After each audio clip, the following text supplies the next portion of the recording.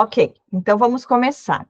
Quem hoje vai querer ser atendida? Aqui é terapia em grupo, então a pessoa vai trazer a situação que está necessitando nesse momento, vai expor para mim, eu vou começar a fazer perguntas, analisar e ver o que eu posso trazer para ajudar. É como uma sessão real de terapia, ok? Mas lógico, é uma sessão, é 1 hora provavelmente que a gente vai levar, então assim, é mais para ajudar, para dar um alívio, né, nesse momento, talvez, que você esteja passando, de angústia, de dor, enfim, é mais para isso, esse é o propósito, e também para apresentar um pouquinho para vocês o trabalho das terapeutas da equipe, ok?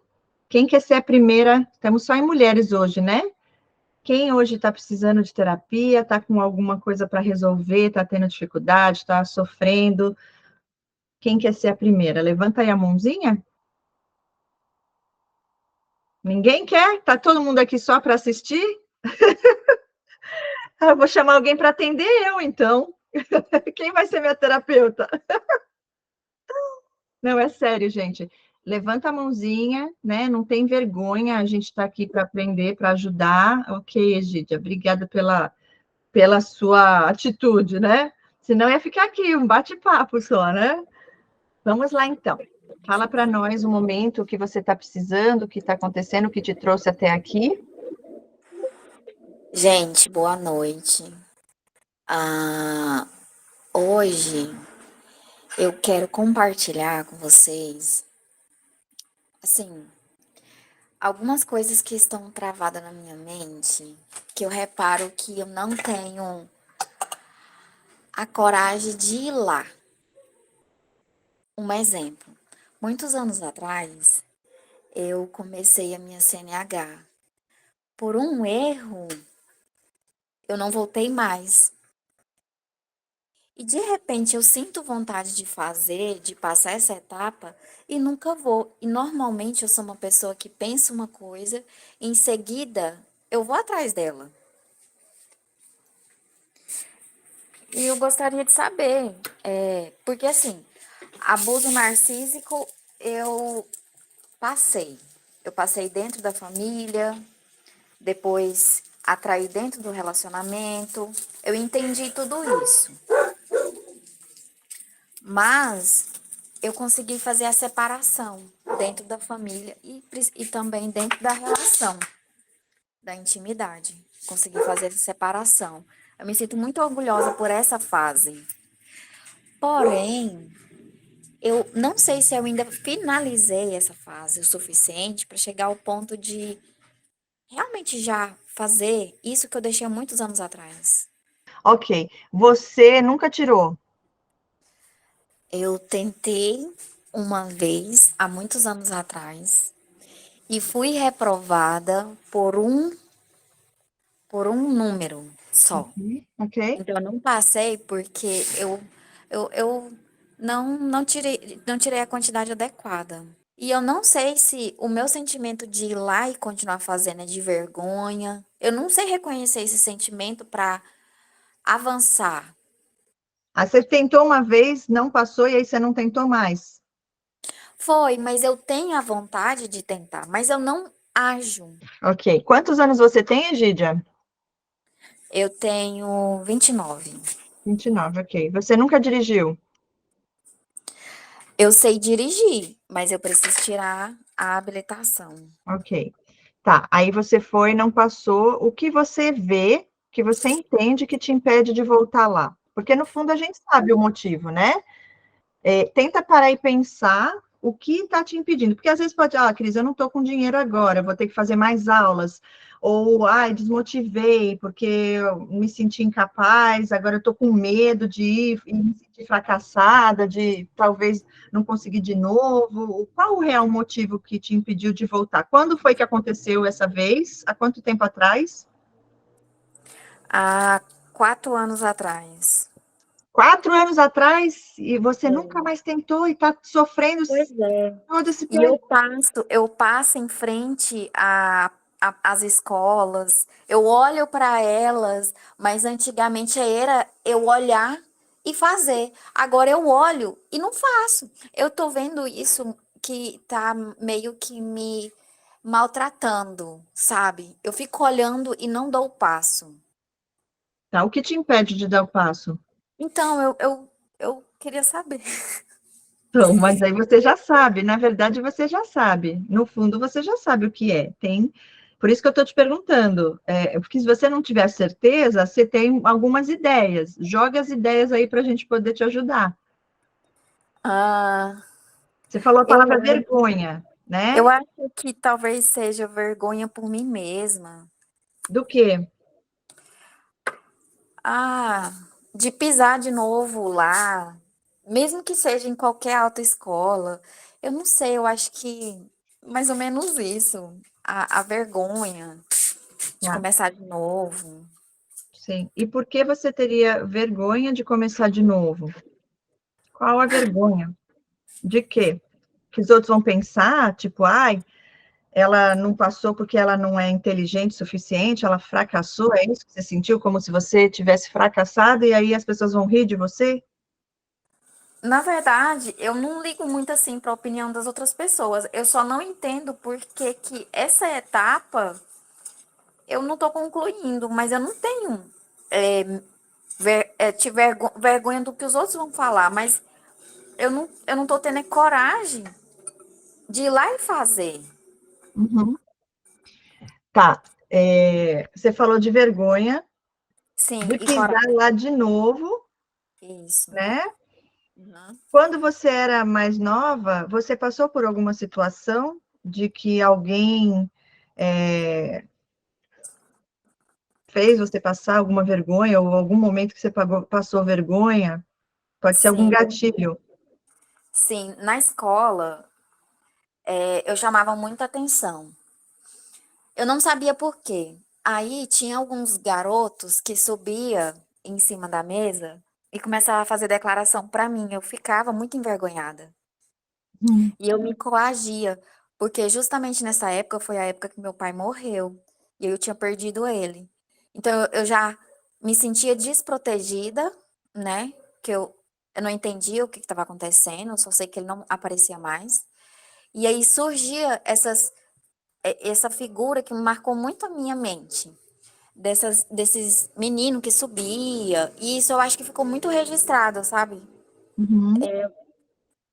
Nesse sentido, o que eu lembro mais sobre vergonha que eu já passei foi isso. Sim. Aí imagina então você amanhã acordando e indo lá, dinheiro você tem, não é o problema, não é esse, né? Não. Então, imagina você acordando amanhã e você indo lá na autoescola, o que que você tem que fazer quando você chegar lá? Falar, eu preciso, você vai ter que fazer mais aulas para poder fazer mais uma prova ou é só agendar e fazer a prova? Eu vou ter que começar do zero. Ok, vai ter que fazer algumas aulas de novo, de prática, correto? Isso. Tá, então imagina. Teórico.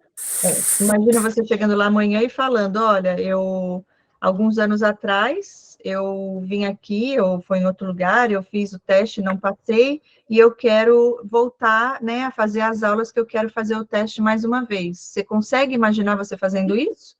Falando, não. Falando? Falando, eu não me vejo falando. Não, mas você não consegue chegar, você chegar lá, e chegar até lá você consegue, você não vê você falar. Eu não me vejo falando que, tipo assim, que eu tinha reprovado. Mas eu me vejo começando. Ok. Então, olha só que coisa interessante. Dentro de você tem essa vergonha de Sim. que você não foi boa o suficiente, né? Você não passou, e aí você falar isso para a pessoa ali, e se você não falar, eles têm como saber. Fica lá registrado, né? Acredito que fica registrado no sistema da autoescola. Sim. E você acha que todas as pessoas que vão lá e fazem a prova e não passam, é porque elas não são capazes e elas precisam se sentir assim também, como você? Não, porque eu tenho parentes que já fizeram essa prova 5 vezes, 3 vezes. Teve alguns que passou de primeira. Uhum. Então, eu acredito que todo mundo está sujeito a errar. Agora, Sim, eu só não sei por que que eu tô me autopunindo em excesso, né? sim, exato. No fundo, as respostas já estão dentro de nós. Agora, com certeza, deve ser algum trauma. Nem sei se tem a ver com isso que você falou. O que você falou, você lembra de algo que te trouxe vergonha, né? Mas eu creio que tem algo mais aí. E teria que buscar na memória, né? Não é sempre que vai vir na hora. Deus vai falando com você, talvez depois, ou pode ser que ele traga aqui agora. Mas tem algo aí onde essa cobrança é mais vinda de você, né? Do que do outro. Porque olha só, você falou assim, eu me vejo indo lá, mas eu não vou falar que eu reprovei. Olha, só de tocar nisso já Sim, faz você sentir essa vergonha. Mas aí, sim, quando você para pensar logicamente, né? Você fala, não, é normal, várias pessoas reprovam. Mas sim, eu não consigo aceitar que eu reprovei, para mim é uma vergonha eu não ter passado. E exatamente. você falou que num problema não é o que os outros vão pensar. Mas se você chegar lá e falar para a pessoa, olha, eu não passei, e mesmo que você não fale, vamos dizer que você não fale nada. Aí a pessoa pode ser que fale, ah, tá aqui, você não passou, você quer. Ok, qual o problema? Nenhum, Então, nenhum, que é normal. sim. Então vai e faz, tem que enfrentar o medo, a vergonha. Não tem motivo real para você de verdade sentir essa vergonha. E mesmo que exista algo que tenha algum gatilho na tua infância, que provavelmente é isso, ainda assim, não é um motivo real no sentido de te impedir de ir lá e fazer. E a hora que você conseguir fazer, você vai passar por isso e vai falar, nossa, era tão fácil assim, e eu fiquei 4 anos esperando, né? Passou, nem doeu tanto, né? Quando você vê, você já está lá fazendo de novo as aulas, daqui a pouco você está passando, e olha, se Deus quiser, você vai passar. Mas, se ainda não passou no teste, porque é um teste, tá? Teste mesmo da vida. Às vezes ainda Deus deixa você não passar mais uma para ver se você vai continuar e não vai desistir, ok? Sim, Mas se Deus quiser, vai dar certo. Agora você precisa ir lá e agir. Pelo menos, ó, eu falo assim, na terapia, no curso de terapeuta, eu coloco assim, ó, esses medos a gente tem que enfrentar agindo mesmo, né? Então, assim, só de você chegar na frente, vai lá um dia, finge que tá pegando informação, que é para alguém. Ah, eu queria saber como é que faz para tirar aqui o que precisa, né? Pronto, você chegou lá, você conseguiu falar, pegou informação, ótimo, ficou bem, não te acelerou o coração, você conseguiu ficar tranquila, deu tudo, você vai embora para casa, pegou informação, tá tudo certo. Depois você volta lá no outro dia, e aí, se você sentir paz, que eu creio que Deus vai te dar essa paz, se for da vontade de Deus, você vai orar e Deus vai fazer você fazer. Aí de repente, a moça já vai virar até sua amiga ali, você vai sentir a vontade e falar para ela, porque teve um tempo atrás, eu já tentei, mas daí não sei por que lá não passei, e aí nunca mais eu tentei, né? E aí, uhum, quando você já está lá, já fez de novo as inscrições, e provavelmente você nem vai no mesmo lugar que você foi. Você vê como o negócio não é com você mesma, né? uhum. Entende? Agora, Deus vai te mostrar, eu vou passar para quem está aqui, das terapeutas, né, da equipe, que possam e queiram te ajudar de alguma forma, tentar te ajudar, porque assim, como eu falo, é uma consulta, são alguns minutos, às vezes uma hora, e às vezes não vai ser agora que Deus vai te mostrar, mas o que eu posso te dizer é que você enfrentar essa vergonha é o que vai fazer com que ela perca força. Certo. Vai te dar coragem, você vai falar, nossa, vergonha do quê? Eu não tenho por que sentir vergonha. Não tem nada de errado, né? Eu não vou me cobrar algo. Porque mesmo que alguém lá atrás tenha falado que você não é capaz, que você não ia dar certo, que você não é bom o suficiente, que você não é capaz, enfim, é uma mentira do inimigo que tentou para te paralisar. Agora, Sim, agora é você, né, se posicionar e falar, não, Deus é mais e eu não tenho motivo para ter vergonha. Quantas pessoas que vão lá e não passam? E aí, eu também fui uma delas. E com certeza, ô Egídia, eu creio, né, porque nada é por acaso e tudo que Deus permite vai cooperar para o nosso bem, porque amamos a Ele. Com certeza, essa situação muitas pessoas que vão estar ouvindo também no canal, depois que esse vídeo vai ficar no canal, vão estar, nossa, eu estou passando pela mesma coisa, então, peraí, deixa eu pensar, deixa eu orar aqui, deixa Deus me mostrar de onde vem essa vergonha. Vergonha por quê? Tem um fundo, e na hora que vem a consciência, aí você vai entender e vai ver, nossa, não, então eu já sei o que fazer para vencer isso daí. Uhum.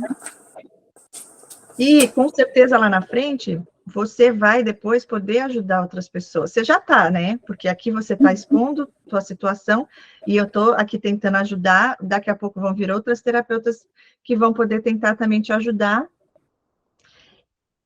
E aí as pessoas que estarão assistindo estarão sendo ajudadas também. O que não Sim, pode é desistir. O que não pode é permitir que isso te bloqueie o resto da sua vida. sim. Então, eu começaria, o meu conselho para você seria o que eu te falei. Tenta chegar lá e ver se você fica à vontade. Pega uma informação e pronto, vai embora. Vê como é que você fica. Olha como a nossa mente imagina coisas, né? O medo é tanto de você ter que falar que você não passou, né? Porque, de certa forma, lá no fundo você se sente fracassada, provavelmente, né? Eu não passei porque há algo de errado comigo, no teu subconsciente, provavelmente algo nesse sentido. Aí vamos dizer que você descubra online que fica no registro dele só por 2 anos. Então, aí você chega lá, eles nem vão saber se você reprovou, se não, você não reprovou. Estou dando um exemplo, tá? Aí você ia de boa. Você ia, marcaria, faria, tudo tranquilo. É mesmo se não tivesse um sistema, eu acho que ainda prevalece dentro de mim que não aconteceu. Mas se eu for lá e eu iniciar, eu esqueço que não aconteceu, entendeu? O meu primeiro passo é só quando chegar lá, que aí eu esqueço que não aconteceu, que que eu não passei. Você esquece, não entendi. O que você quis dizer nisso? Eu quis dizer assim, vamos supor, acredito eu que quando eu chegar lá e tiver essa iniciativa de chegar e seguir a sua sugestão de ir lá, pedir uma informação, tranquilizar, ficar tranquila, e der o primeiro passo. Eu acredito que quando eu der esse primeiro passo, eu vou esquecer que eu reprovei. Porque na minha mente é como se eu tivesse começado tudo de novo, do zero. Uhum, uhum, tá. Mas mesmo que você não esqueça, não tem nada de errado nisso, entende? Não tem motivo para você ter vergonha, não tem motivo. Tá entendendo? A questão não é esquecer, porque aí você vai estar se enganando, se iludindo de uma coisa que aconteceu. A questão é enfrentar, é entender o porquê você sente essa vergonha. Que eu não sei como é que foi tua criação com a tua mãe e com o teu pai, eles falavam palavras de maldição sobre a sua vida, ou palavras de, né, nesse sentido, de que você não ia ser nada na vida? Teve alguém que falou isso para você? Eu perdi a memória de tudo que aconteceu na minha infância com meu pai e com minha mãe. Uau! Você já fez terapia? Eu faço acompanhamento online, mas eu não lembro, tipo, frases que eles falavam, eu não lembro de nada. Eu tive um período de agressão aos 15 anos antes do meu pai morrer. E aí, depois que teve essa agressão, eu não lembro de nada. Eu fui cuidada por parentes. Ok. Então, com certeza tem algo do fundo emocional lá da tua criação e ficou, né? Por mais que você não lembre no consciente, tá no subconsciente. E talvez por isso que você não consegue entender de verdade o porquê. Você sabe que é vergonha, mas vergonha do quê? Entende? Você falou, não posso Exatamente. nem imaginar de falar que eu reprovei, porque só de você falar já te dá esse gatilho, essa coisa de que alguma lembrança que ainda está no subconsciente, mas Deus vai trazer, né? Ele vai trazer, porque trazendo, você vai poder ser curado e liberta disso. Sim. Eu creio. Bom, alguma das terapeutas que estão aqui, que acompanharam, tem algo a falar, que queira fazer algumas perguntas também para ela e tentar trazer algo nesse sentido? O que quando eu vou ajudar, né, a paciente, Eu faço isso aqui que eu estou te fazendo, perguntas, para tentar ir buscando a raiz. Mas como ainda tem algo nesse sentido mais profundo, de você também, de certa forma, evitar lembrar da dor, das coisas, você mesma falou agora há pouco. Chegar lá, acho que eu vou esquecer que eu reprovei. Então, já, de certa forma, é fugindo disso, para você não ter que falar e encarar isso daí. Mas o caminho é você de verdade permitir, ter a certeza que Deus está no controle e não vai ser nada que você não consiga superar. E aí você vai estar liberta, porque se é nessa situação, e é por causa de alguma coisa no sentido de vergonha, não é só isso que vai estar paralisando sua vida. Isso foi uma situação. Mas algo que remeta a algo parecido com isso vai também fazer com que você fique aí, bloquear isso, a tua vida de alguma forma, paralisar. Isso. Ok. Meise, você quer falar algo? Boa noite a todos, boa noite, Gídia. Eu peguei a história do meio para frente, mas deixa eu te fazer uma pergunta, Egídia. Assim, você falou que você esqueceu algumas coisas da sua infância com seus pais e tal. Você sofreu algum acidente, um problema de saúde, ou você apenas deletou, entre aspas, essa infância? A minha infância, eu nunca lembrei de nada, a não ser que minha mãe me contou. Mas o que que aconteceu muito? A minha infância foi marcada por trabalho infantil. Desde novinha a gente trabalhava para meu pai, a gente ia na feira, pegava lavagem, a gente ia pro pet, assim, o local que tinha mais diversão, mais ou menos era esse tempo. E a última vez que eu lembro do meu pai, em que teve algo assim surpreendente, que foi uma agressão, que hoje eu tenho até queloide nos braços, que me faz lembrar disso, mas eu não tenho nenhum remorso dele. Foi o último espancamento que eu tive, né? Que ficou tão intenso que teve polícia, teve bombeiro. Eu não sei se a minha vergonha foi essa exposição à raiz dela, porque a cidade inteira ficou sabendo. Eu não sei se a raiz dessa vergonha veio disso. A família inteira ficou sabendo. Então, depois disso, eu comecei a trabalhar, a estudar. E quando eu estudava, eu sempre fui muito bem. E eu sempre gostei disso, de me envolver com o meio cultural, com leitura. Eu amava ficar na biblioteca. Foi só eu voltar de novo para casa que eu sinto que as coisas parou de andar na minha vida, seguir um rumo normal, em que eu tomava uma decisão e aquilo ali, se eu errasse, estava tudo bem e continuar, sabe? Então, acredito eu que a minha infância todinha, eu não lembro nada. Eu só perguntava para minha mãe. Aí ela falava: olha, você ficava muito assim, quietinha na sua, você não era de ficar brincando com todo mundo, você sempre conversava com as suas bonecas, vestia elas. Isso. Ah, Então, você acha que foi uma forma de proteção, então, por causa dessa agressão, mas foi apenas uma ou foram várias? da parte do meu pai,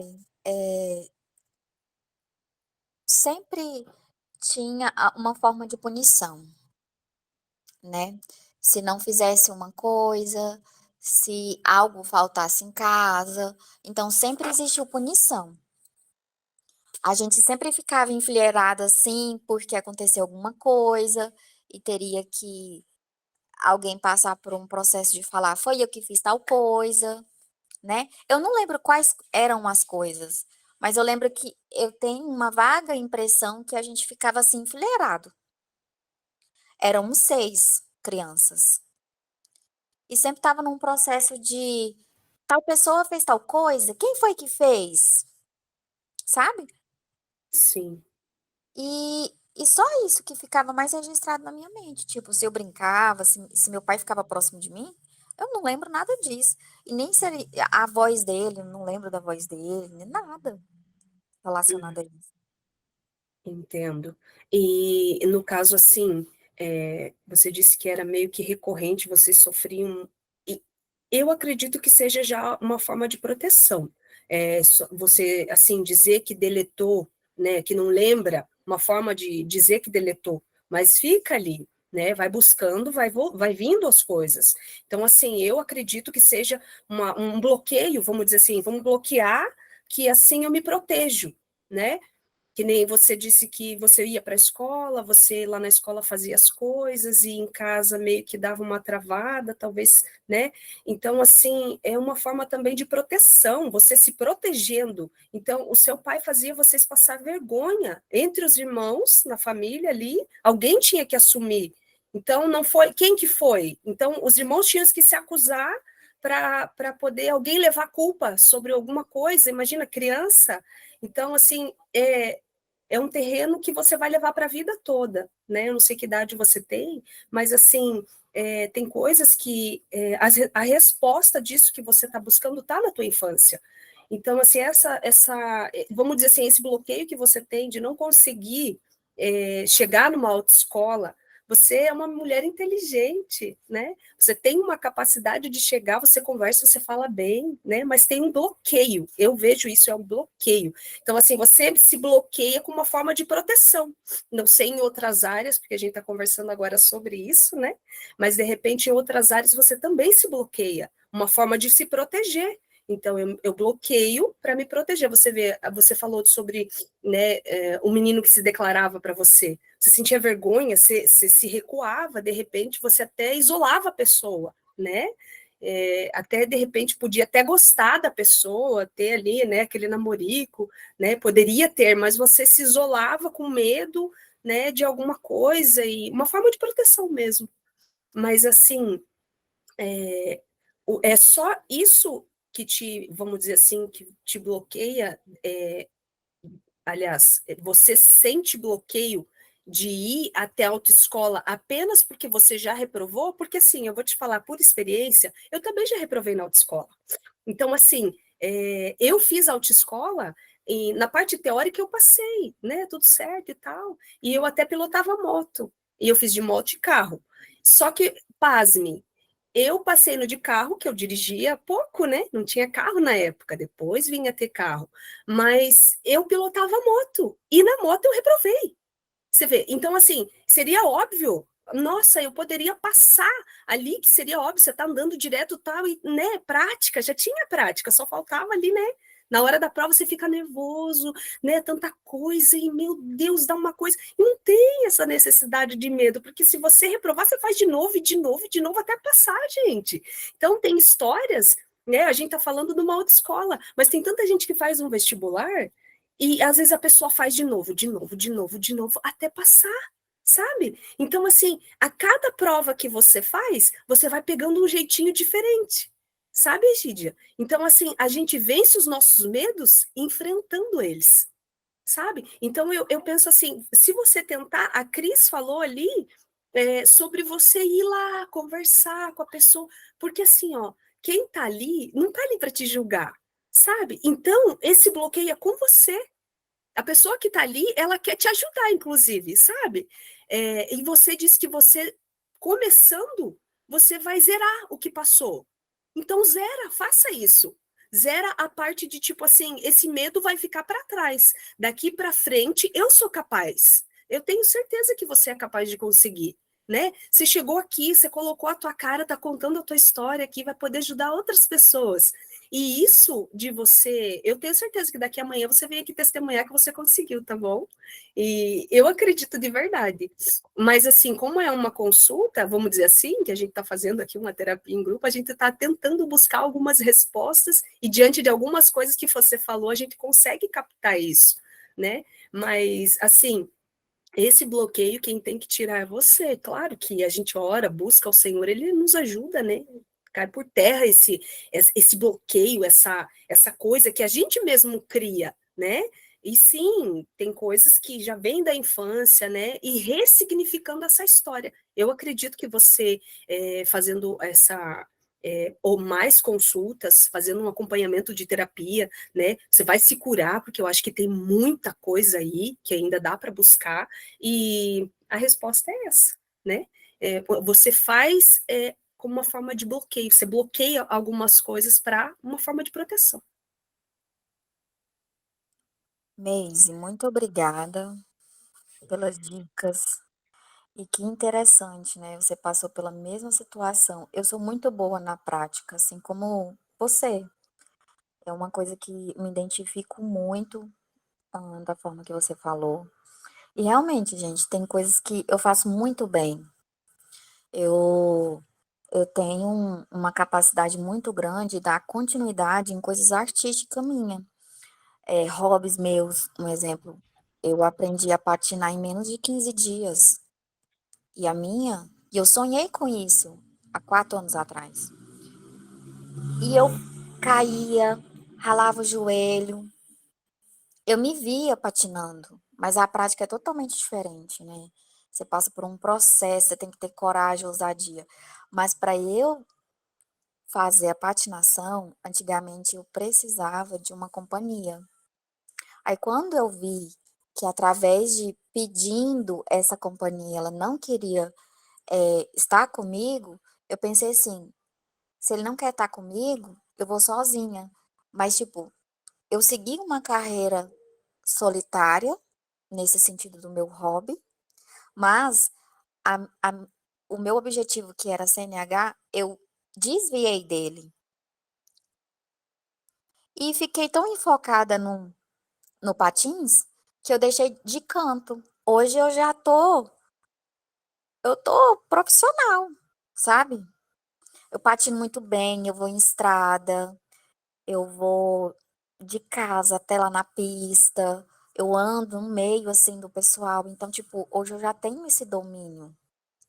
Tenho um orgulho de mim, porque antigamente eu era emocionalmente muito chorosa, qualquer coisa eu chorava. Se uma pessoa falasse uma coisinha, eu achava que era comigo.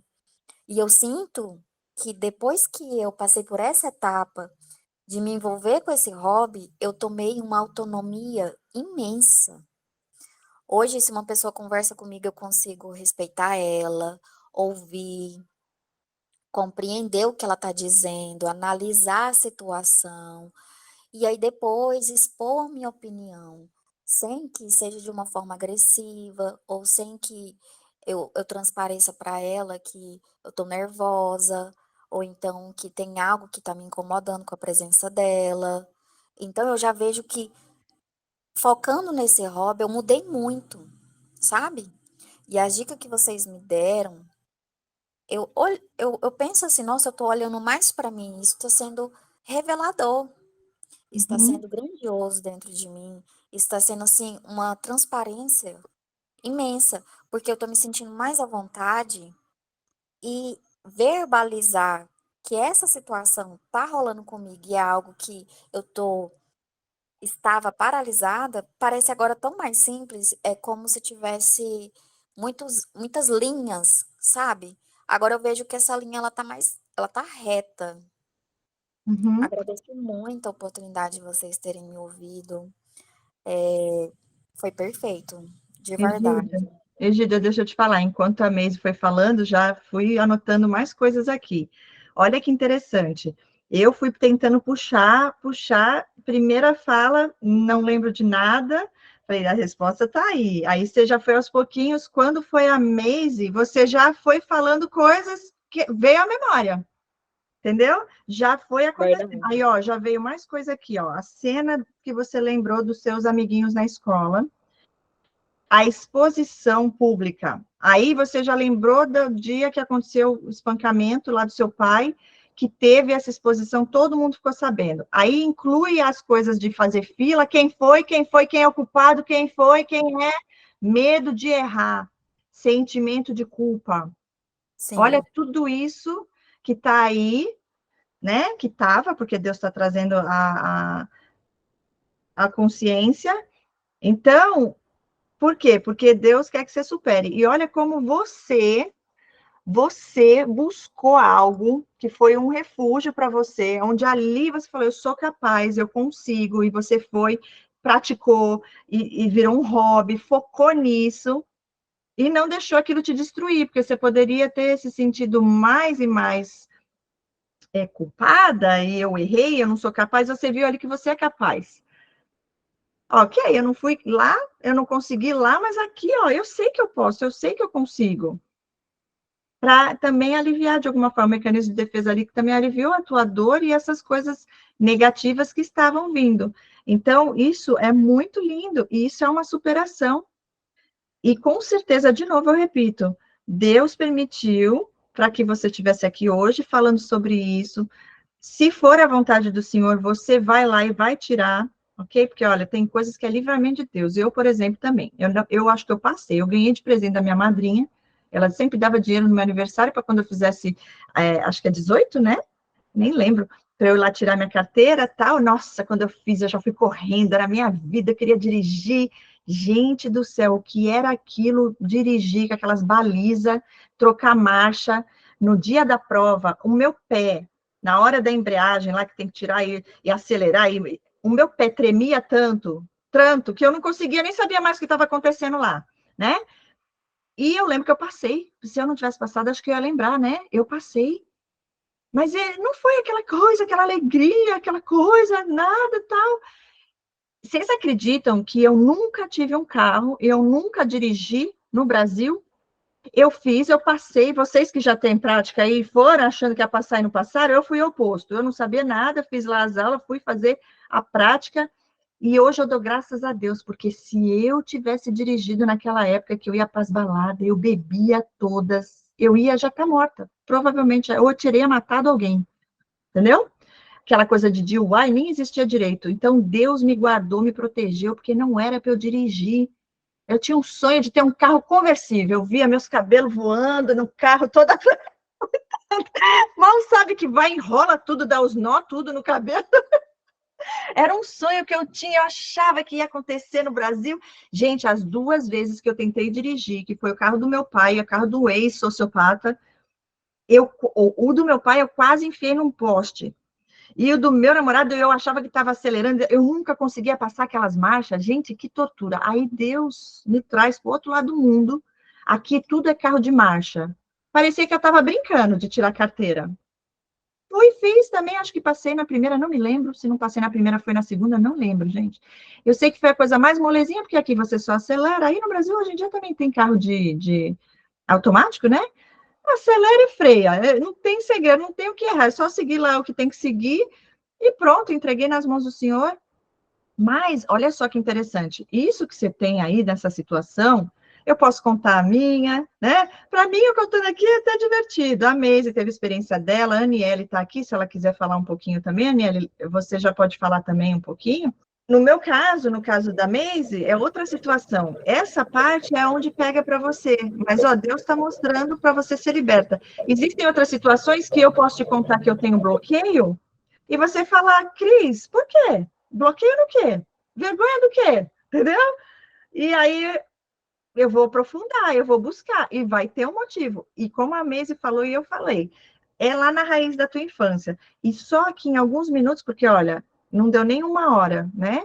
Quanta coisa Deus já revelou e trouxe aí para você, né? Que já dá para entender de onde vem tudo isso. E é Sim, onde o inimigo quer prender a pessoa, porque aí bloqueia. Agora, pensa assim, não foi do jeito que eu queria, tudo bem, eu superei. Eu precisava passar por esse processo, eu patinei. E eu vi que eu sou capaz. Talvez não era o momento, talvez não era para eu ter dirigido todo esse tempo.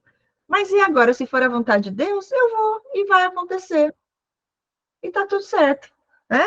Seja feita a vontade de Deus. E aí não tem como dar errado.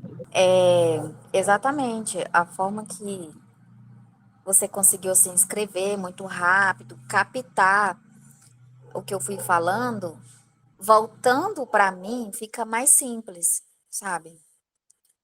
Em que, nossa, eu sou um ser humano, eu estou num processo de evolução, e tá tudo bem, aquilo ali que aconteceu, talvez foi um livramento, Pode ser, como um exemplo para mim, sim, porque eu acredito até então que se eu tivesse também tirado o CNH, não que eu consuma álcool, porque álcool ou drogas, algo relacionado a isso, mas assim, eu sou muito intensa, então acredito eu que poderia também acontecer alguma fatalidade, devido eu ser assim muito emocional, muito emotiva, poderia ter acontecido comigo. Então, realmente, Deus falou assim: olha, não tá na hora, não é seu momento. Mas agora que você já tem esse domínio próprio, você conseguiu assim atingir um nível, né? Porque, gente, vocês não têm noção, tanto que é difícil patinar na rua. Eu enfrentei um monte de gente que olhava para mim quando eu caía, ralava o joelho lá. O cara olhava para mim e falava assim: se fosse eu já tinha desistido. Eu falei: não, esse aqui é o mais barato. Você sabe quanto que é um carro?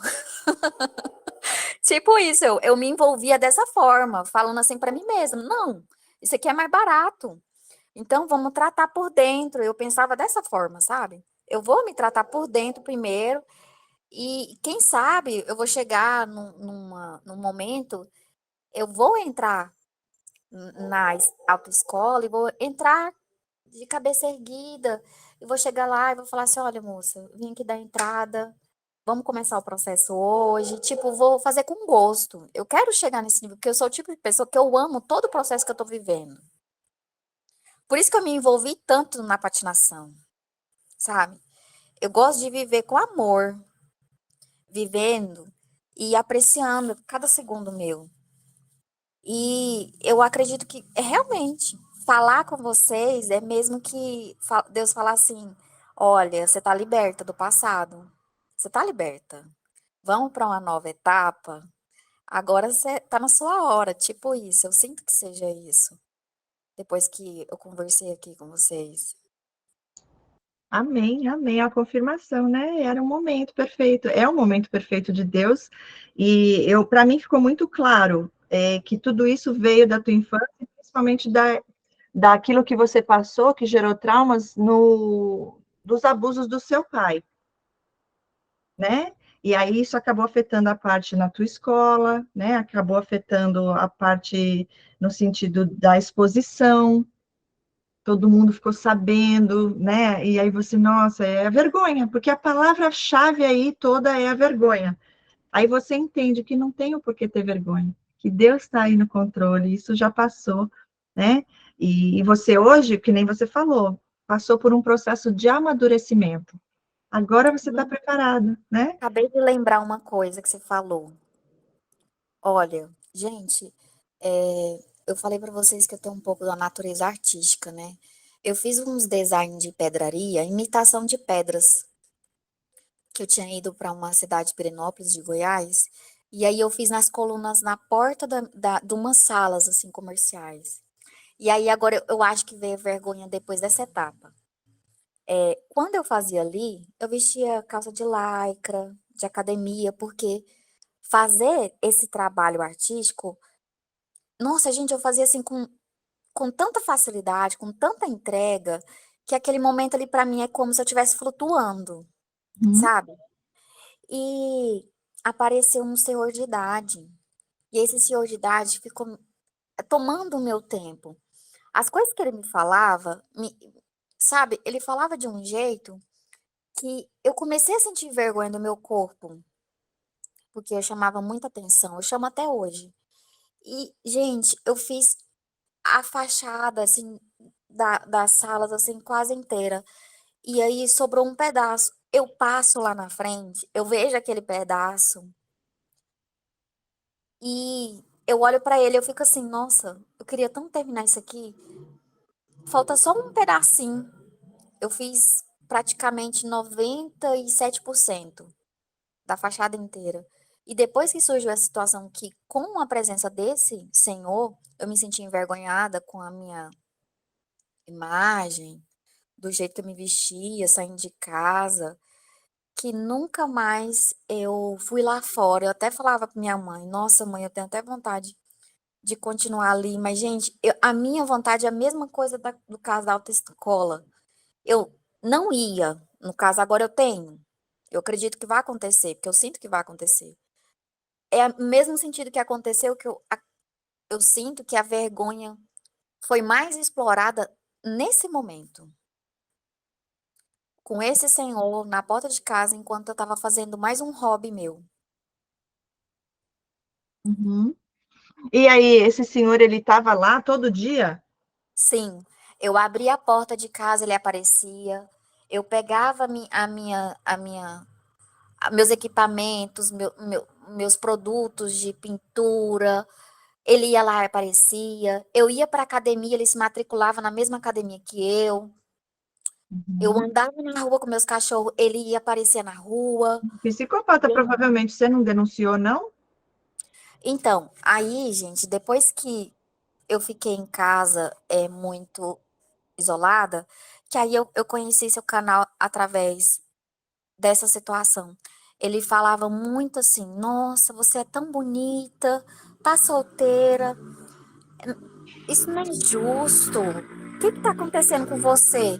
Aí depois que ele começou a falar isso, eu comecei a olhar pra mim como se eu tivesse um erro, entendeu? Por que que todo mundo tá namorando e eu não? Eu comecei a olhar pra mim. Aí depois que ele começou a falar essas coisas, eu me relacionei com um cara que eu descobri que era que tem esse transtorno. Aí depois eu descobri que ele tinha.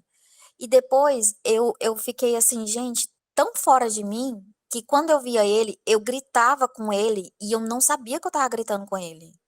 Uau. A academia todinha fez um abaixo-assinado para ele sair da academia. Eu não sabia por que que ele saiu da academia. Só me contaram depois. Eu não Uhum. entendia nada. Eu via ele, eu começava a gritar, falar alto. Uhum. Eu, Uau. eu, eu não tinha, eu não tinha consciência do que estava acontecendo comigo. Foi, assim, surpreendente. Eu nunca fui o perfil de pessoa que gritava. Depois que eu conheci esse cara e eu senti que eu comecei a me reprimir, que eu não fazia mais minhas atividades artísticas, tudo isso, eu fiquei muito agressiva. Eu falava muito alto. Eu sentia que as minhas palavras eram muito amarga, sabe, maldosa. Mas você não denunciou ele? Você Não, xingava eu ele, não não sabia o que denunciou que era ele? isso. Eu não sabia nem o que que era denunciar uma pessoa, porque eu nunca pensei nesse tipo de Aí você situação. falava o que para ele? Você chegava num lugar, ele estava lá, você falava o quê? Olha, eu vou te dar um exemplo. Eu pegava o meu carrinho para ir pintar lá fora, tava pintando, aí ele começava a falar comigo. É, e chegava próximo. Ai, que não sei o quê, meu relógio, tal, tal, tal. Eu falei assim, não, tudo bem, todo mundo tem um relógio, normal. Ai, só que o meu é banhado de ouro. Eu falei, tá bom, o que que eu tenho a ver com seu relógio banhado de ouro, cara? Não tem nada a ver com isso, não. Aí, nossa, você é muito grossa, você é muito ignorante. Eu falei, não, não tem nada a ver com o que você tá falando. Aí, tipo assim, as coisas que ele falava, eu ia na internet e pesquisava. O que que é uma pessoa grossa? O que que é uma pessoa ignorante? Eu não tinha nem consciência do que era isso. E aí eu fiquei me auto, tipo assim, olhando muito defeitos que eu não tinha.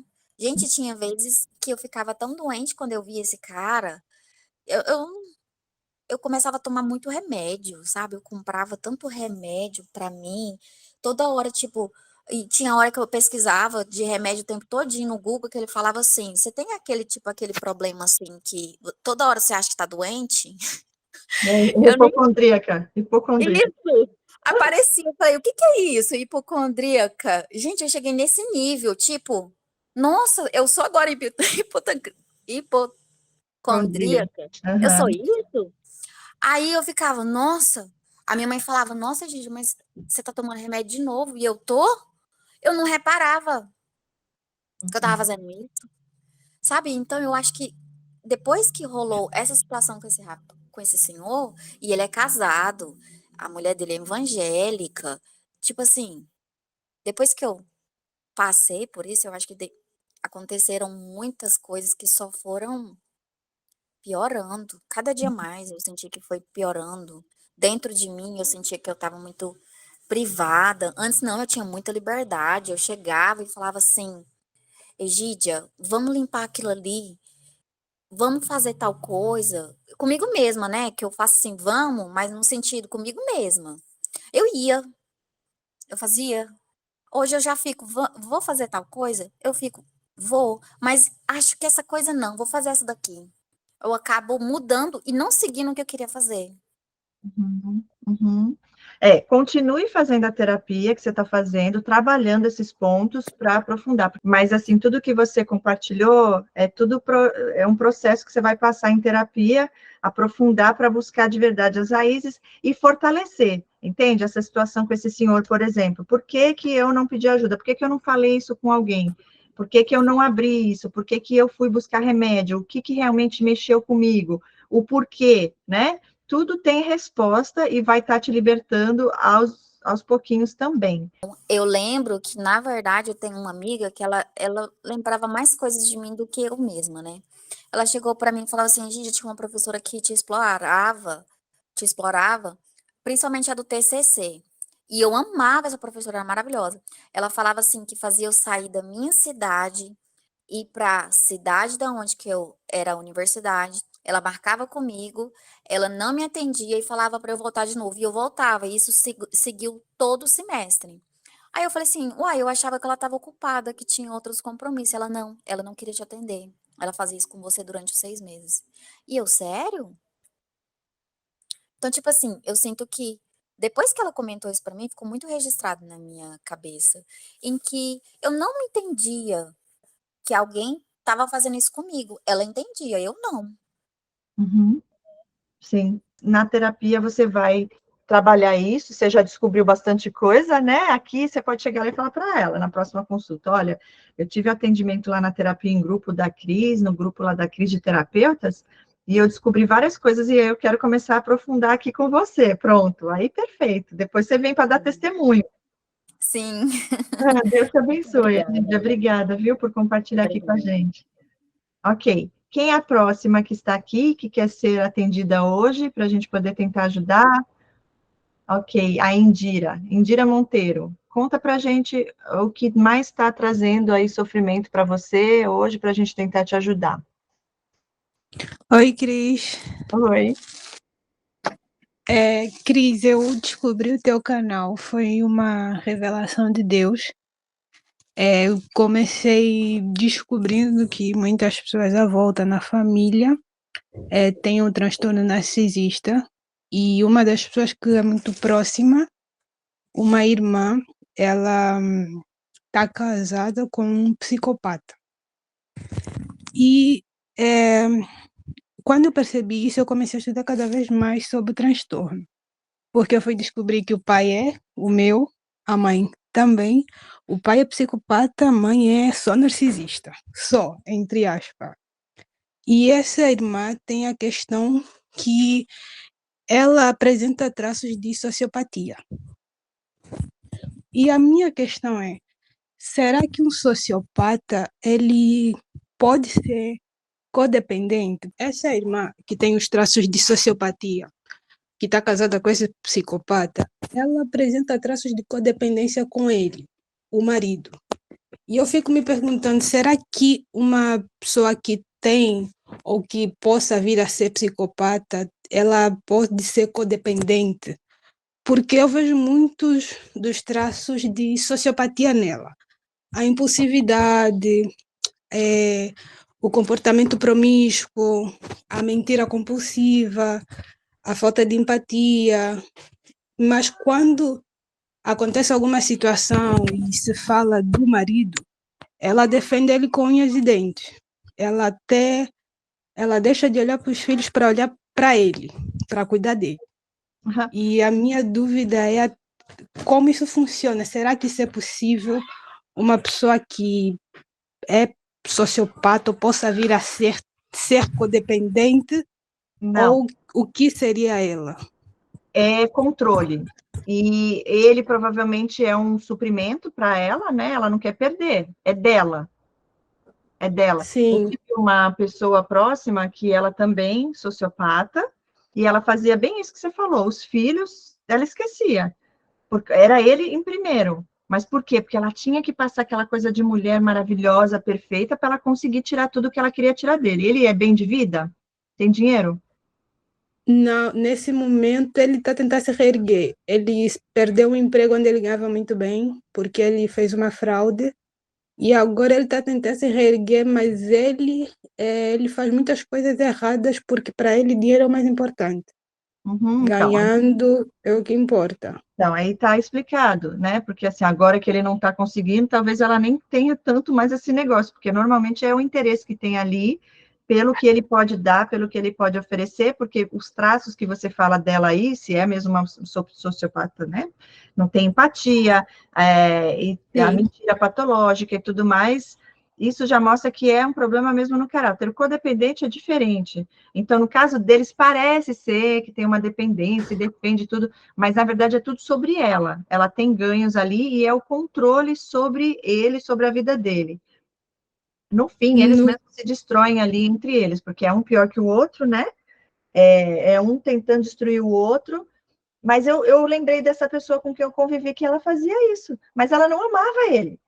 Ela, ela tinha necessidade de sentir o poder, o controle e aquela coisa de ser perfeita, né, para ele. Uhum. Ela conseguiu o que ela quer tirar ali. Mas codependente é totalmente o oposto disso. O codependente tem empatia, o codependente ele se coloca no lugar do outro, ele não consegue dizer não, né? Essa pessoa se sente culpada, se sente mal, né? Se faz algo errado, enfim, é diferente e ela sofre, sofre mesmo. Não por perda de controle, sim, porque acredita amar aquela pessoa. E também porque não tem vida própria, né? Até que faça o trabalho de cura e libertação, o codependente também, ele não tem identidade. Então, ele vive a vida da outra pessoa, e tudo é sobre a outra pessoa. Esquece de si. Diferente do sociopata. O sociopata é tudo sobre eles, é interesse de ganhar o que eles querem, e o outro está ali só como um meio de conseguir isso. Agora, Eu, aqui, deixa eu só falar uma coisa, aqui hoje é para a gente atender você como paciente, entendeu?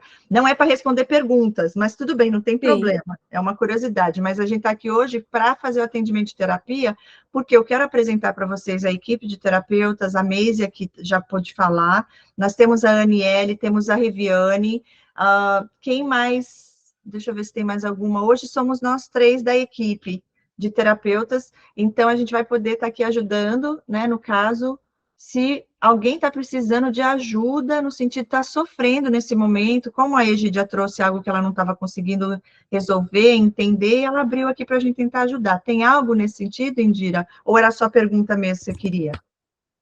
Nesse sentido, tem a questão com a minha mãe, que eu disse que ela tem essa coisa do narcisismo, mas no dela é muito oculto. Hum, Então tem toda aquela questão de ser todo mundo que conhecer ela vai dizer que é boa pessoa, é boa mãe. Mas, por exemplo, uma coisa que ela dizia muito, ela dizia, você o dia que ficar doente, eu não vou acompanhar você na consulta, vai ficar sozinha no hospital. E teve uma vez que eu fiquei doente, eu estava muito mal, então eu chamei um táxi e fui sozinha. Fiquei o tempo todo, fiquei a manhã e a metade da tarde no hospital. E ela não foi lá me ver, ela não foi ver, ela não ligou. Mas o engraçado foi que quando a mulher de um dos irmãos ficou doente, ela ficou super preocupada. Ela já quis ir para a casa deles para cuidar, porque essa moça ela foi criada pelos filhos, então ela já disse: não, eu tenho que ir para cuidar, porque não tem ninguém. E essa questão de me causa muita confusão, porque no momento parece uma pessoa muito normal. E às vezes faz com que eu duvide de mim no sentido de será que eu não estou a exagerar? Porque eu fico muito na dúvida de conseguir me posicionar no relacionamento em relação a tratar como uma pessoa normal e em relação a perceber os limites de que até quando está a oferecer alguma coisa é sempre com alguma intenção por trás. Então me deixa estressada ter que ficar o tempo inteiro a tentar perceber qual a intenção por trás. E me confundo o tempo inteiro e eu não sei, às vezes eu sou cristã também, então acredito que Deus transforma. Então mexe muito comigo essa questão de será que eu não estou a ser dura? Será que eu não estou julgando? Será que eu estou a dificultar as coisas? Mas aí do outro lado eu vejo que dá alguma coisa, mas depois eu dei, eu fiz. E outras vezes é aquela coisa de que, por exemplo, quando eu, ano passado, recebi o meu diploma, ela não ficou feliz. Eu contei para ela. E quando foi falar parabéns foi super forçado. Eu percebi que não tinha alegria. Mas quando vai contar da história de uma pessoa que não conhece, fala com orgulho, uma emoção. E aí mexe comigo porque eu penso, mas eu que você, ouvindo você e não tenho essa alegria, como funciona isso? Me ajuda, por favor. Sim, sim, é bem fácil para mim te ajudar nisso daí, porque, primeiro, a situação que você diz que ela falou para você que ela não ia lá se ficasse doente, e realmente não foi. Mas aí o irmão dela, foi o irmão dela, correto? Ficou Não, doente? a Nora, A a Nora. Nora. Aí ela vai. Por quê? Os que estão dentro de casa, ela já tem o controle e sabe que não vão sair dali, que no caso é você, né? Você é Uhum, Então, não tem o porquê fazer a cena, a máscara de pessoa boa. Vocês já sabem o que é e ela sabe que não vai perder, então não tem. Agora, a parentela que está por fora tem que olhar e pensar: essa pessoa é perfeita, contanto que normal é assim, ó, todo mundo vai falar, gente, mas ela é muito boa. Vou achar que a ruim é você. Que horror falar isso dela, não, porque comigo ela sempre ajudou, comigo ela sempre fez. Então, a imagem na sociedade perante todos tem que ser de pessoa perfeita, porque é o ganho dela, o foco, o holofote, ela é maravilhosa, ela me ajudou, né? Tem que estar ali vendo isso. E com você, não precisa, porque você é filha mesmo, não tem para onde ir, né? Vai ser sempre filha dela. Então, eles não uhum, vestem a máscara, eles mostram de verdade quem são. O sentimento de culpa, isso é muito comum, né? Porque a gente tem aquela coisa de se autorrefletir e a gente então pensa, né? Será que eu estou sendo. Isso é normal, porque você tem temor a Deus e você não quer errar, você não quer estar sendo injusta. É muito comum isso acontecer com filhas de mães narcisistas. Depois, quando foi tua graduação e ela não se alegrou, e aí ela fala dos outros, porque a mãe narcisista tem inveja das próprias filhas, dos próprios filhos. E, de alguma forma, é um tipo de triangulação também, né? Comparando com outras pessoas e tudo mais, para você ficar lá sempre tentando ganhar o amor dela, a atenção dela, a validação dela, o reconhecimento dela, e que você também sinta que você não é tão boa quanto essas outras pessoas, porque a inveja existe. Você conseguiu conquistar coisas que ela nunca conseguiu, e talvez nunca vai sim, conseguir, né? Então, é difícil de entender isso e aceitar, mas é uma realidade, isso acontece.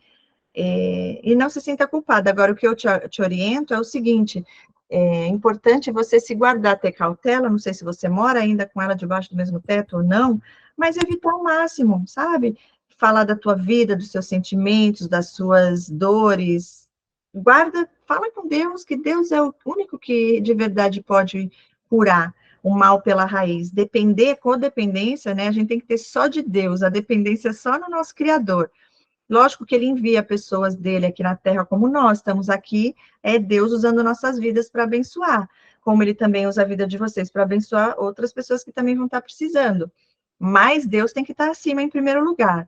Então, como a mãe narcisista, no seu caso, primeiro, não sentir culpa, porque o que você está vendo não é uma má filha que está julgando a mãe, você está falando de uma realidade que você vive, que é um comportamento tóxico dela, não seu, né? Você vai estar liberta desses medos, dessas culpas, desses sentimentos ruins, que não é de Deus para sua vida, e sim algo que sutilmente ela acaba projetando em você. E cuidar de ti no sentido de ter cautela, né? Prudentes como as serpentes, para que não dê espaço para que sugue você a tua energia, entendeu? Está te fazendo mal? Tenta evitar, né, um convívio assim tão próximo, se Deus te orientar que está tudo bem, porque cada grau é diferente, tá? Tem casos de mães narcisistas que a pessoa tem que se afastar por completo, porque é uma sim. toxicidade muito grande e a pessoa não consegue ficar bem. Tá? Se der para você levar, leva, né? Mas Deus vai te dar a melhor estratégia. Eu não sei se a Aniele, se a Meise ou a Anne querem falar algo para ela também, mas fiquem à vontade, tá? Quer falar algo, Indira? Indira, perdão. Sim, uma coisa que eu vejo que ela faz é também, eu acredito que na dinâmica eu seja o bode, Uhum. porque ela me usa muito como se eu fosse um contentor de lixo emocional. Então, todos os lamentos, as lamentações, os problemas, tudo eu tenho que ouvir, tudo eu tenho que ouvir. Se eu vou, quando, agora, e sobretudo quando Deus me deu a revelação, eu comecei a fazer aquilo que você disse, que é me resguardar. Então, não falar sobre as minhas coisas, sobre os projetos, os planos. Mas no passado, antes dessa revelação, eu percebia que era muito. Ela estava falando, falando, falando. Quando eu falava alguma coisa sobre mim, que eu estou sentindo isso, está me incomodando, ela simplesmente ficava em silêncio e depois continuava a falar como se eu não tivesse dito nada. E seguia. Então, e às vezes, para mim, hoje em dia, é um pouco. Eu tenho ainda alguma dificuldade entre ouvir e me silenciar, simplesmente ouvir e me distanciar emocionalmente daquilo que eu estou a ouvir. Porque ainda me faz alguma confusão você tá a ouvir alguém falar e você não responder nada, você não demonstrar nenhuma emoção. Ainda tem essa questão de é falta de educação se alguém está aí a falar contigo.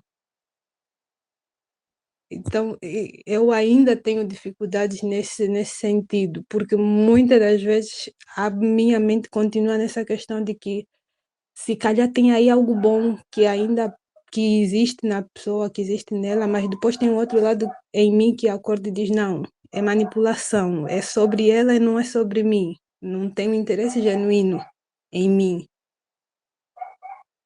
E é Ok, isso. vai falar um pouquinho com você. Pode falar, Maísa. Olá, Indira, tudo bem? Então, a dinâmica narcisista não muda, né? É sempre a mesma coisa. Aí o que que acontece? Você é uma empata. Só que agora você já tem a noção, né? Você já está despertada, né? E aí o que que acontece? Você fica naquela guerra. Será que é? Não é? Poxa, mas é minha mãe. Poxa, mas, né? é, Será que se eu fizer assim, se eu isolar, se eu não fizer, se eu não falar com ela, como que vai ficar? Consideração, você tem amor, lógico, só que assim, ó, você pode continuar sentindo tudo isso por ela. Só que eu não sei se eu perdi essa parte de você ainda mora com ela, ainda tá junto ali, o pedra cinza, então você já está fazendo o pedra cinza, né? Que você está conseguindo guardar um pouco das suas emoções e não dar esse suprimento para ela, né? Que você disse que ela faz de você um depósito de lixo, né? Ela joga em você tudo que eles são, né? Eles projetam tudo em nós, né? O que eles são. Então, assim, você já está aprendendo a se blindar, né? Então, você conseguindo se blindar, não sei, daqui amanhã você saindo daí, é uma forma de cuidar de você, né? Então, você está cuidando de você vai continuar respeitando, né? Dando um amor, um carinho, mas à distância, né? Aí, o que que acontece? Você está cuidando da sua saúde emocional. E assim, não é fácil, é complicado mesmo, ainda mais quando é mãe, quando é pai, né? O seu pai ainda é um pouco pior, misericórdia, né? Porque a parte da psicopatia, ele já é narcisista também. Então, assim, olha, você é uma sobrevivente, mas tem jeito, viu? Você já está aqui buscando uma ajuda, mas você já é consciente de tudo isso, né? Então aqui a gente só vai dar mais uma pincelada, porque você está no caminho para conseguir sair de tudo isso. Na verdade, você está sobrevivendo, né? Então, a hora que você conseguir ter esse escape, que você não sinta essa culpa, sabe? Indira, essa culpa de tipo assim, meu Deus, né, minha mãe, meu Deus, a pessoa que me deu a vida, me criou, nossa, você vai continuar honrando ela, é bíblico, a gente precisa honrar os nossos pais, mas você continua honrando ela à distância, né? Então deixa ela lá no cantinho dela, quando você puder, né? Você vai lá, visita e tchau, sabe? Não ter aquele contato direto toda hora e sem o sentimento de culpa, sabe? Porque o que que acontece? O que pega muito o empata é a culpa. Porque aí, né, você fala assim, nossa, mas a pessoa me ajudou, e daí, sabe? E aí o que que acontece? Acaba sugando você, Você fica emocionalmente pesada, carregada, sugada, né? Você sente aquele peso. E para fazer dar um pequeno testemunho, Cris, foi a mãe narcisista que quebrou a resistência para eu assistir o teu canal. Deus já estava trazendo o teu canal, já aparecia para mim do nada, começou me falando sobre narcisismo. Só que para mim era, eu não estou a pesquisar isso porque que o YouTube está a recomendar. Em determinado momento eu fui para o Google e eu coloquei narcisismo, só que veio o mito de Narciso. E eu achei que fosse aquela coisa, aquele olho reflexo no rio, se apaixona, mas continuou no YouTube, narcisismo, e eu disse, não é isso, é algo mais a fundo. E assisti alguns vídeos, tem um canal da Virginia, acho que é Virginia Kozer, que ela fala sobre mais narcisistas. Eu assisti, aí começou a dar o estralo de que a minha mãe tem esse transtorno, mas até então o teu canal já aparecia para mim, mas eu não assistia os teus vídeos. Até que um dia a minha mãe estava assistindo vídeos no telefone e ela me diz, olha, os narcisistas como é que eles são? Vê o canal dessa moça. E era um vídeo, acho que de uma moça que você gravou, Cris, que a sogra era e o filho era codependente. E quando ela me falou aquilo, eu disse, não, se até você está me falando para assistir esse canal, então deve ser de Deus, eu tenho que assistir. Foi aí que eu comecei a assistir os teus vídeos e eu disse, ok, é de Deus, e eu descobri que você era cristã e comecei a perceber os traços e nos testemunhos. Uau. Então, Deus usa quem quer. Amém, é verdade. Glória a Deus por isso, fico muito feliz. É desse jeito, já aconteceu comigo também situações parecidas, eu creio com todos nós que ele usa quem ele quer mesmo, do jeito que ele quer, na hora que ele quer. Tudo coopera para o nosso bem, né? Porque amamos ao Senhor, então é impressionante. Vamos lá, então, agora a Anne. Anne, fique à vontade. Olá, boa noite, pessoal. Cris, eu não vou ligar a câmera porque eu acabei de chegar em casa Sim. e também eu tive uma crise hoje de alergia, então aparentemente não estou muito legal. Mas, bom, é... Indira, uma curiosidade, tu és angolana, Indira? Sim, eu sou. Ah, ok. Eu fiz essa pergunta porque eu sei que na África, em geral, a palavra que eu posso usar para dar uma conotação maior é que existe muito essa questão da veneração pela figura materna. Então, assim, já tem uma certa dificuldade em aceitação, né, nesse caso, em saber que a mãe é narcisista, e ainda maior se você, de uma certa forma, tomar um posicionamento diante da sociedade, porque as mães africanas, elas são muito veneradas, então, assim, tem muita resistência no sentido de tomar um posicionamento, porque a sociedade toda, ela vai te criticar porque você está tomando aquele posicionamento, ou seja, primeiro para a figura materna e segunda pela questão de ser uma figura mais velha. Isso pode ser uma irmã, pode ser uma vizinha, tem muito essa questão do respeito. Se Indira quiser falar alguma coisa em relação a isso, porque eu estou falando isso porque eu conheço uma situação muito semelhante a essa tua, e a pessoa que estava aconselhando essa moça era africana e teve toda essa questão, não claramente de falar sobre isso, né? Sobre essa figura da mãe, mas assim, não, ela não pode fazer porque é mãe, porque não sei o quê. Então, existe muito essa questão da resistência cultural pela figura materna, né?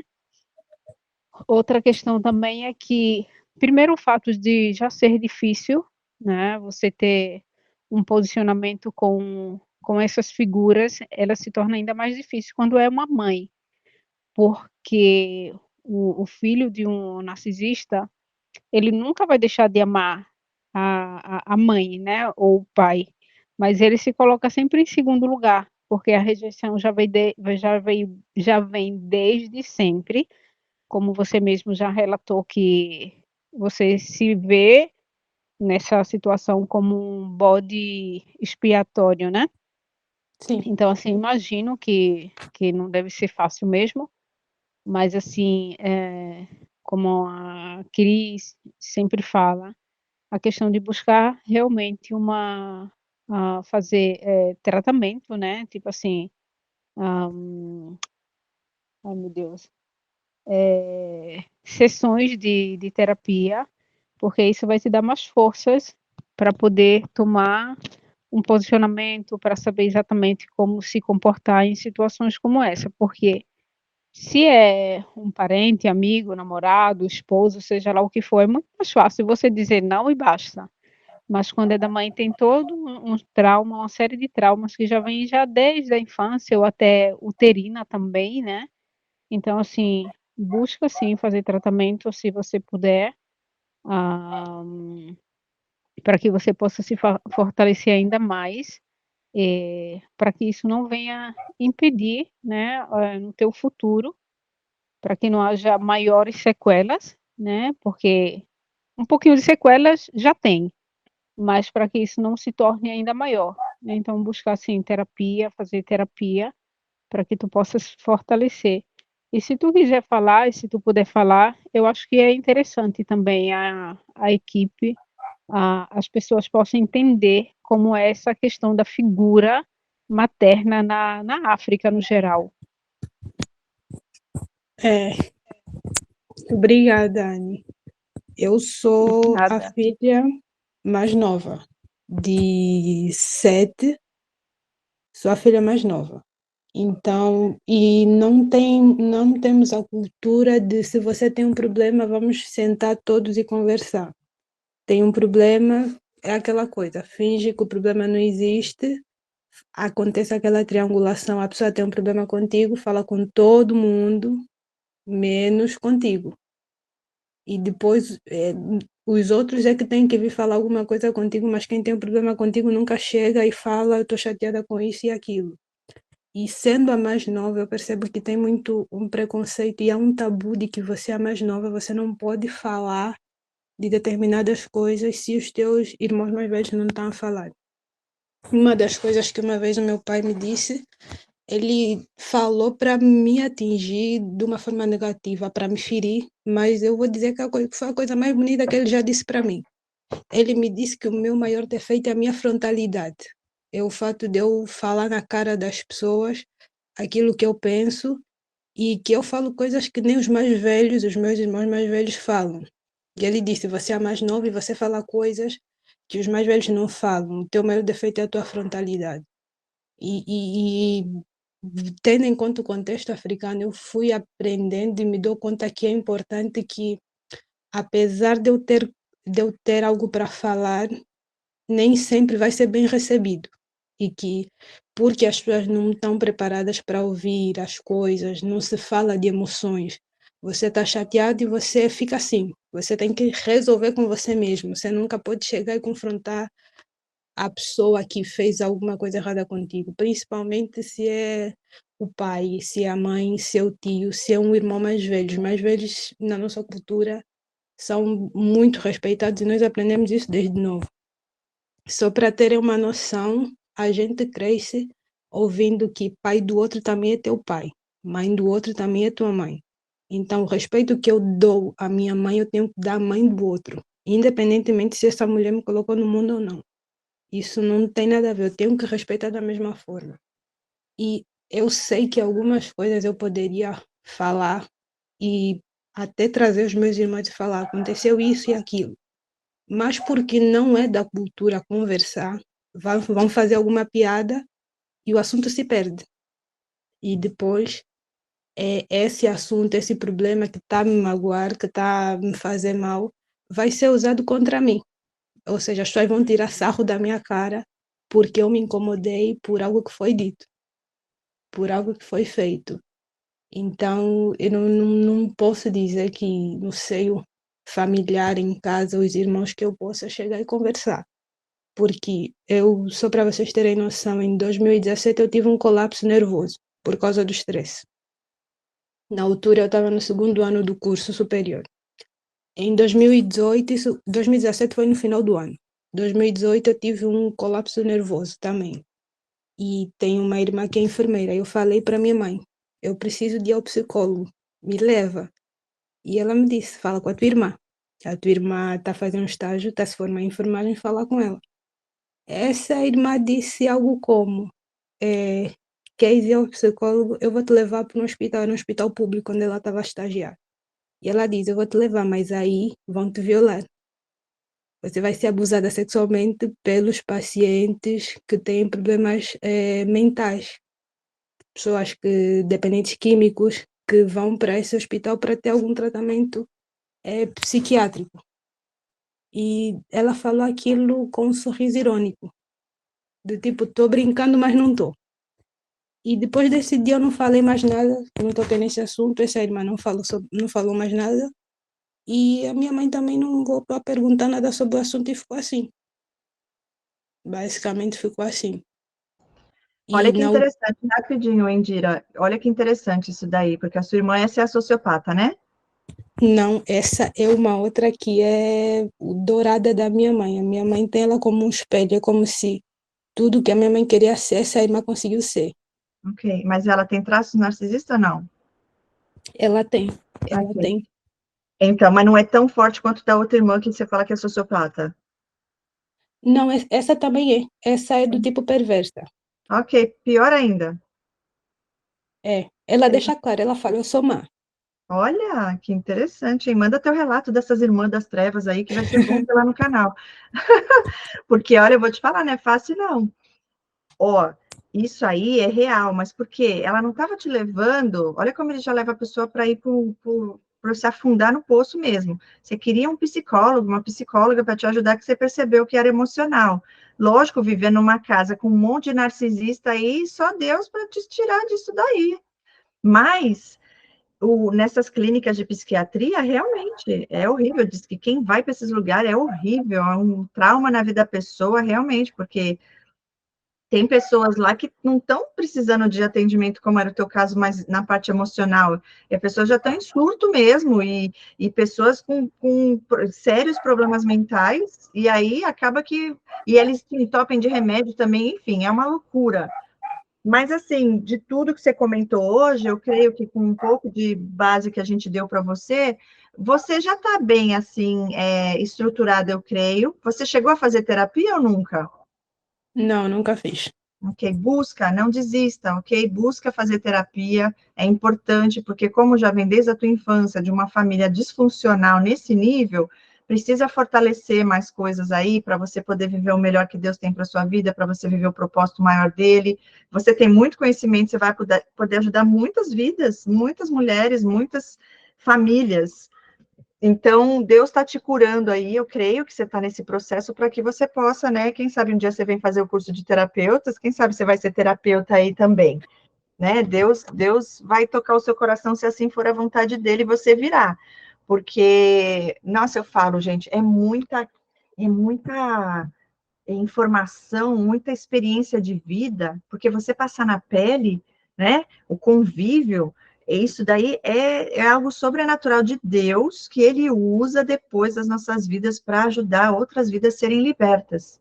Porque você sabe de verdade como é que é. E aí, Deus permite você passar pelo processo, superar, que nem eu falei para Egídia antes. No caso dela é outra situação, tá? Mas você superar, saber como lidar, vencer esses sentimentos de culpa da sua mãe, né? Todos os traumas que foram causados aí na tua vida, aí você vai poder ajudar outras pessoas que estão passando pelo mesmo a superar, a se posicionar, a não deixar com que isso afete no ponto de te desestruturar emocionalmente, né? Porque vem na mente, vem, e aí, poxa, mas caramba, mas é minha mãe, né? Poxa, mas ela também, ela é boa com os outros, mas comigo ela não é. Mas então será que o problema está em mim? Por que com todos os outros ela é boa, só comigo que ela, só comigo entre aspas, né? Porque não é só com você, que com os outros ela põe a máscara, com você ela tira. Mas é o Sim, caráter dela, é quem ela mostra ser. E isso é difícil para uma filha, né? Ver e aceitar que uma mãe que deveria amar a filha faz isso. Ela não foi na tua formatura? Você teve formatura? teve a cerimônia de outorga. Ela não foi, ela não fez questão. Olha isso, gente. Eu vejo isso acontecer direto. Agora, tem alguns casos que elas vão, tá? Vão, o mérito é delas, elas sentem como se elas estivessem lá se formando, é como se fosse extensão delas, que no caso devia ser com essa tua irmã dourada, né? Cris, quando foi com a irmã Dourada, que foi uns anos antes, ela estava super feliz, super radiante. Olha aí, tá vendo? É desse jeito. Então, você era aquela invisível, a menosprezada, Sim. aqui porque ela vê que você tem luz, você não foi facilmente manipulada por ela, né? Então, aí já incomoda, porque ela sabe que você não é presa fácil para ela, vamos dizer assim. Eles ficam com raiva. Sempre vai ter aquela filha que é a super protegida, a mais linda, a mais querida, que normalmente ela também pode ser codependente, tá? Também pode ser narcisista, mas também pode ser codependente. Depende do caráter da pessoa também, porque tem algo na nossa essência que já vem, sabe? Que é instinto nosso. Você é uma delas, como nós, que veio com essa coisa boa de natureza, de essência de Deus, né? Da geração de Sete, não da geração de Caim, né? Falando no espiritual, fica mais fácil de entender. E eles conseguem enxergar isso no mundo espiritual. E não gostam, né? Porque a maneira deles viverem e serem, eles acham que é o certo, e eles creem que a nossa maneira é errada. Então, acaba tendo esses conflitos. Mas, ó, fica firme e forte. Muito obrigada por compartilhar, né? Porque é muito importante a gente ter conhecimento maior sobre isso. A maioria dos codependentes vem ou de um pai ou de uma mãe. Já vem de uma família disfuncional, de um criador, uma criadora, não necessariamente o pai ou a mãe, nem sempre é o pai ou a mãe, às vezes é uma avó, um vô, um irmão, uma irmã, no seu caso, foi a família inteira praticamente, né? Só pela misericórdia de Deus. Mas olha, tá você dando teu, de certa forma, um testemunho, manda o teu relato, essas irmãs aí, muito interessante. E fica firme, faz terapia, tá? Porque você vai superar tudo isso, vai estar cada vez mais forte, e se Deus quiser, em breve você vai poder ajudar aí mais profundamente outras pessoas. Tá bom? Tá bom. Obrigada. Obrigada, Cris. Obrigada a Obrigada, você. Meire. Obrigada, Anne. Amém. Cris, continua com o canal, porque você é luz na vida de muita gente. Você me ajudou. Graças a Deus, você é um instrumento de Deus. Amém. E, assim, é um alívio muito grande a gente saber que a gente não está sozinho, que tem mais pessoas que passaram por isso, que superaram, que estão a superar. Muito Sim. obrigada, que Deus te abençoe, a ti, as terapeutas, Amém. e que a gente continue a mostrar o amor de Cristo para todo mundo. Amém, é verdade. Obrigada, gente. Deus abençoe. Beijinhos no coração.